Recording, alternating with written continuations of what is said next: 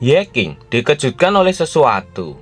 Yeking melihat banyak mayat Job Changers yang bergelimpangan di hadapannya. Yeking tahu bahwa baru saja terjadi sebuah pertempuran brutal di sana. Menurutnya, monster itu berada pada level yang lebih tinggi daripada Job Changers. Dan itu masuk akal jika mereka semua musnah. Namun, Yeking heran karena tidak ada jejak monster apapun di sana. Yeking menduga mungkin ada yang selamat yang berhasil keluar. Sekali lagi, Yeking terkejut melihat sesuatu. Dia melihat sosok monster besar yang terbelah menjadi dua oleh sebuah tebasan pedang. Menurut Yeking, monster raksasa ini benar-benar terpotong menjadi dua hanya dengan satu tebasan saja. Melewati pengamatan dari Yeking, dia sama sekali tidak dapat mendeteksi jejak sihir apapun di sana. Jadi, dia yakin kalau monster itu murni tewas karena sebuah tebasan pedang saja. Yeking mengamati Job Changers yang menjadi korban.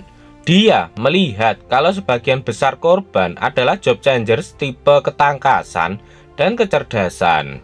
Yeking menduga kalau itu menggunakan kekuatan fisik. Jadi seseorang yang lebih kuat daripada semua Job Changers lainnya ada di sini. Lebih spesifiknya, orang ini adalah eksistensi tingkat penghancur tulang, ucap Yeking. Panel berpindah.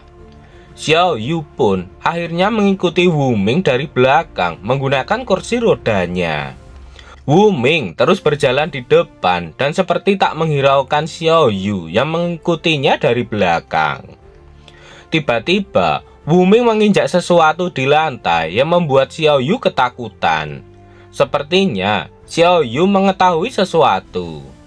Benar saja, tak lama kemudian dari arah kiri, terlihat beberapa benda yang melesat cepat ke arah Wu Ming. Ternyata yang baru saja diinjak oleh Wu Ming itu adalah sebuah pemicu jebakan. Wu Ming sama sekali tak bergerak dan dia langsung terkena jebakan itu tepat pada tubuhnya. 6 buah benda itu tepat mengenai tubuh Wu Ming dari kepala hingga kakinya. Sontak saja hal itu tambah membuat Xiao Yu yang berada di belakangnya sangat terkejut melihat Wu Ming terkena telak oleh sebuah jebakan. Itu sesuai dengan dugaan Xiao Yu saat melihat Wu Ming menginjak sebuah pemicu jebakan. Xiao Yu bahkan sampai menangis melihat satu-satunya orang yang bakalan bisa membawanya keluar dari abis malah tewas di depan matanya.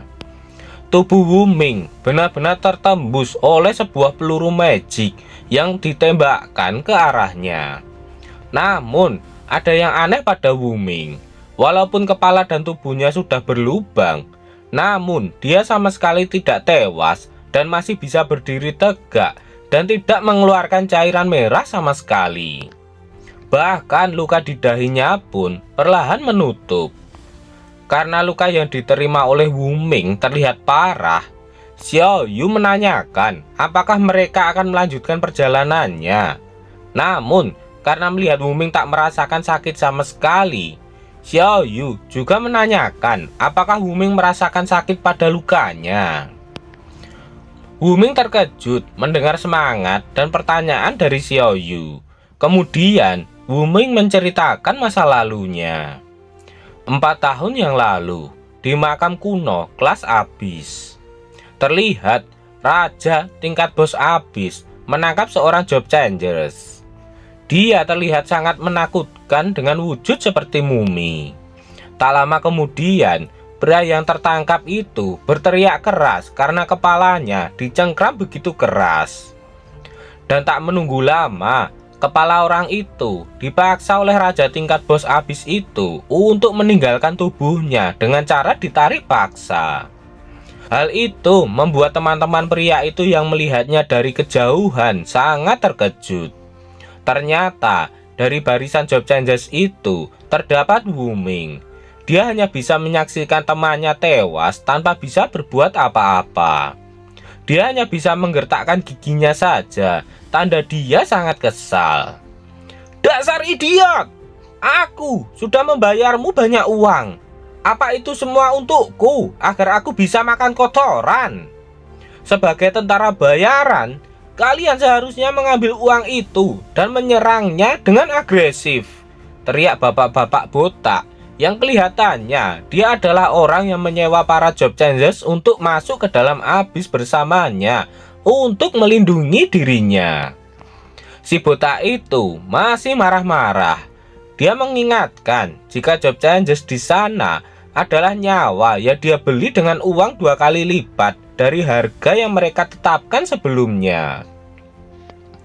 Dijelaskan karena Wu Ming adalah seorang penjahat dan dia tidak memiliki status hukum. Jadi, dia hanya dapat bergabung dengan kelompok pemburu pribadi sebagai tentara bayaran. Di antara kelompok ini, ada yang sama sekali tidak peduli dengan hidup atau mati. Bahkan mereka berurusan dengan misi bunuh diri. Oleh karena itu, mereka menuntut bayaran 2 kali lipat sebagai bayarannya. Si botak pun menawarkan 100.000 poin kredit jika ada yang berhasil menghabisi bos itu. Dan dia berjanji akan memberikannya kepada mereka. Dia melakukan itu semua karena dia benar-benar tidak boleh melewatkan harta terakhir ini. Karena tidak ingin kehilangan kesempatan ini, si botak pun menaikkan tawarannya. Bagi siapapun yang berhasil menghabisi bos itu, dia akan memberikan 200.000 sebagai bayarannya. Kembali dijelaskan, seorang pendekar pedang bayaran ganda rela mempertaruhkan segalanya demi uang, seperti terus-menerus menggandakan taruhan di kasino yang dapat membuat kepala pusing. Beberapa job changers tersenyum ketika mendengar bahwa si botak kembali menggandakan jumlah bayaran mereka yang berhasil mengalahkan bos itu dengan jumlah bayaran sebesar 250.000. Dan itu akan diberikan dengan bayaran tunai. Namun tak disangka, mereka ternyata juga menginginkan hadiah yang ditawarkan oleh si botak itu. Dan mereka pun memutuskan untuk siapapun yang berhasil menghabisinya, maka dialah yang akan mendapatkan 250.000 itu. Sedangkan Wu Ming, dia berada di barisan paling belakang, sekaligus menunggu kesempatan untuk menyerang. Melihat para job changers bergerak maju, para monster itu pun langsung meraung keras. Walaupun para monster itu sudah meraung keras untuk menurunkan mental para job changers, namun salah satu job changers yang memakai kampak menyerang duluan. Dia menyerang dan menghabisi monster pengawal duluan.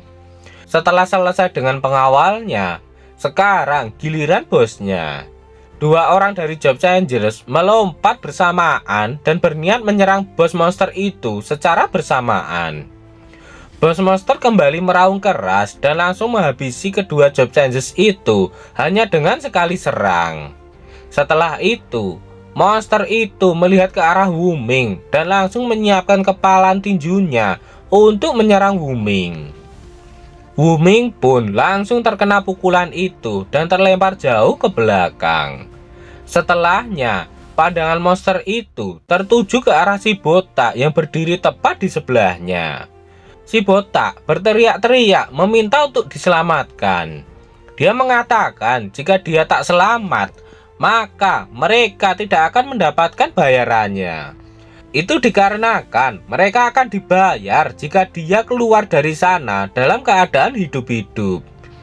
Dan dengan sombongnya, dia mengatakan jika dialah yang telah membeli hidup mereka. Ternyata Wu Ming belum tewas. Dia bangun dan memegang pipinya yang habis terkena pukulan dari monster itu. Setelah itu, Wu Ming langsung melesat cepat ke arah monster itu. Sekuat tenaga, dia berusaha dengan cepat mengejar monster itu sebelum dia menghabisi si botak, sehingga dia hanya akan keluar dengan tangan kosong saja.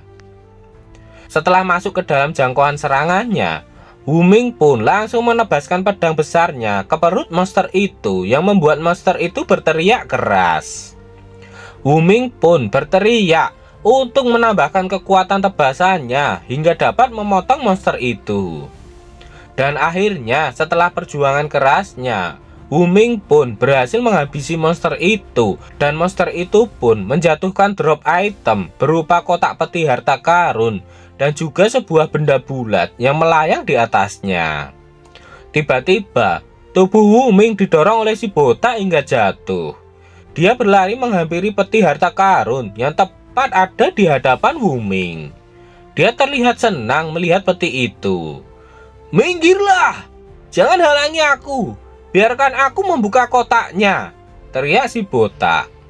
Wu Ming mengingatkan si botak tentang bayaran 2 kali lipat yang sebelumnya dijanjikan olehnya. Dengan senyuman liciknya, si botak mengatakan jika Wu Ming sudah hampir mati. Si botak pun menanyakan untuk apa uang sebanyak itu. Bahkan si botak menghinanya dengan mengatakan uang sebanyak itu memangnya akan dia gunakan untuk menghabiskannya di dunia lain. Ternyata tujuan si botak sebenarnya hanya untuk memperkaya dirinya sendiri dengan harta yang ada di habis itu. Dia berkata, "Aku bakalan jadi kaya. Aku tidak buang-buang uang untuk membeli informasi tentang habis tersembunyi tanpa hasil." Kemudian perlahan si botak membuka peti harta karun tersebut. Namun setelah dibuka, ternyata kotaknya kosong tanpa ada satupun isi di dalamnya. Dia bertanya-tanya, kenapa kotaknya kosong?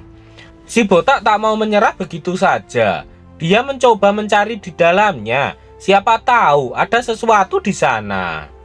Namun dia kesal karena ternyata di dalamnya sama sekali tak ada apapun. Padahal dia sudah berusaha untuk datang ke sana. Sebelum si botak menyelesaikan kalimatnya, tiba-tiba dia merasakan ada yang aneh pada dirinya. Dia terlihat menahan sesuatu, dan lama-lama dia terlihat susah bernafas dan sangat kesakitan. Wu Ming yang berada di belakangnya belum mengetahui apa yang sebenarnya terjadi pada si botak. Tak lama kemudian, tubuh si botak pun pecah menjadi pasir. Dia terkena mantra pasir. Akhirnya, setelah melihat tubuh si botak meledak, Wu Ming pun mengetahui kalau si botak sudah dikutuk. Namun dari mata kanan Wu Ming juga terlihat ada pasir yang keluar bagaikan air mata. Wu Ming menyadari bahwa dia juga terkena mantra kutukan pasir. Wu Ming melihat bola yang mengambang di hadapannya. Dia mengetahui kalau bola itu adalah permata Raja Mayat. Apakah benda itu bisa digunakan atau tidak? Itu tergantung padanya. Wu Ming pun mengambil permata itu. Dijelaskan bahwa permata itu adalah artefak peninggalan abadi pengikat jiwa, mengubah pembawanya menjadi makhluk undead. Catatan, mantra suci dan penyembuhan menyebabkan kerusakan fatal padamu. Kerusakan biasa tidak dapat menghabisi makhluk undead.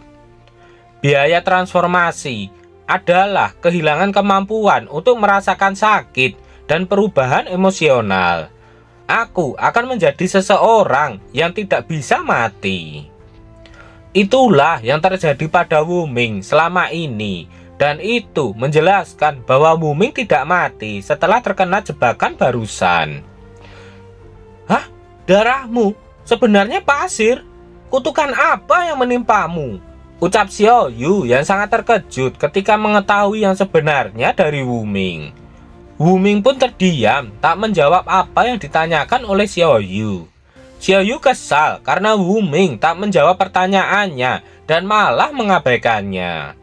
Apa yang terjadi selanjutnya? Apakah Xiao Yu berhasil keluar dari sana? Nantikan kelanjutannya di part berikutnya.